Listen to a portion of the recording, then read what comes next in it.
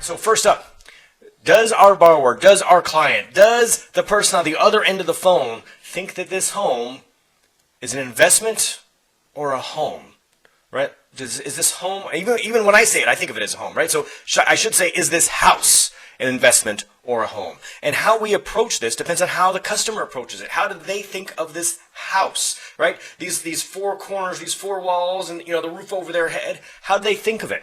If this is an investment home for them. Now, they may live there. It's their primary house, but it's an investment, meaning when they bought it because it was in a good area. They bought it for resale value. They thought that somewhere down the road, they could sell this house for a tidy profit when it's time to downsize or retire. Or they thought that, hey, I could invest in this house now and I would have a substantial estate to give to my heirs. If they think of their house as an investment, then we need to approach it as an investment when we are selling to them. We need to use words like return on investment. We need to use fiscally sound decision, right? If we say fiscally responsible, if we use that term, then they're more likely to feel like we're speaking their language. Now, if this is a home, now they bought the house not because it was in a great area for resale value, but they bought the house because it was close to the school district that they wanted their kids to go to.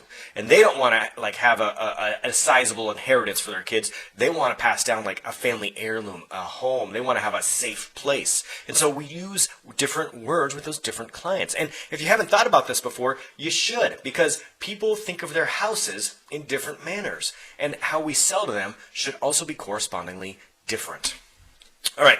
So just besides that fundamental change between different types of clients, let's talk about something specific today. It's been a while since I've given you a specific close of the day. Today's close of the day is the birthday close. So this happens when somebody tells you maybe they want to go with local, or they want to go with a big bank, or they don't want to move forward. They're happy with their current loan. Maybe our costs are too high. Any kind of an objection like that. And you pretend like, hey, I'm going to get off the phone with you. I'm going to let you go. Like, I respect that decision. It does remind me of a quick story, though. And so you let them know that this is a little off topic, and so you set the stage, and then you take control of the story and you say, so I'm married, I've got 4 kids, whatever your scenario is, don't make it up. Okay, I'm married, I got 4 kids, and I got to tell you, like, I obviously love my wife, and I didn't spend $1,200 on my wife's birthday last year. I don't know if I should be embarrassed to say that or not, but it's usually a couple $100. Occasionally, like one of the kids, we might have like a big event. We may take somebody to Disneyland or something like that, but it's not usually $1,200. And don't get me wrong, I love my family. But when I hear somebody say they don't want to save $100 on a monthly basis, inside I think that, hey, that's $1,200. And I don't know what your relationship is with this banker at Chase, but I would wager that you wouldn't want to spend $1,200 on his birthday every year. And I would wager that if you did, that would be more than what you spend on people that you love. So why would we do that? Why would we give $1,200 away to some random Chase loan officer or banker or local guy when the people we love don't even get that much attention from us? Let's go ahead and do the right thing. Let's save this $1,200. You could put $600 of it away every year and spend an extra $600 on the people you love. What do you say? Can we move forward now? And you specifically ask, can we move forward now, or does that change your perspective? And you specifically make them say yes or no, or wouldn't you agree that's the right thing to do? So we are asking for the yes. But the thing is, we have to ask for the business after that. It's not just to say, well, that's something to think about. Let's talk about that later. That doesn't work. You have to put them on the spot after that. And here's the thing. Control that. When I first started doing this, I would ask them, hey, well, how much money did you spend on your kid last year? And I would get like answers all over the place. So I stopped doing that. So now I control it and say, hey, here's how much I spend. I love my family, and this is what I have done in the past. So, and in their brain, they're probably thinking about parents or other loved ones. And did they spend $1,200? Probably not. So if they didn't spend $1,200 on the people they love, why are they giving $1,200 away to people they don't? And that's what we want them to realize. We just want to put it in a different perspective, and then you ask for the business again. That, my friends, is the birthday close. Here's another tip.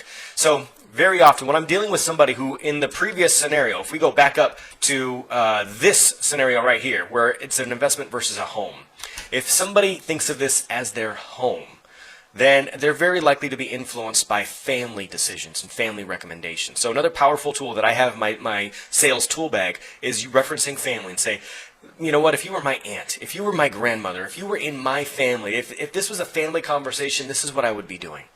And just by invoking those words, my family, then the person at the other end of the line feels like, you know what, like, I feel like somebody really would say this if it was his family. This must be the right thing to do because we're not going to try and screw over our family. So when you invoke the family, then you're telling someone, this is the real deal. This is what I would actually recommend. This is real talk. I'm not just trying to sell you something. I am concerned for your finances right now and for the future, the safety of the family.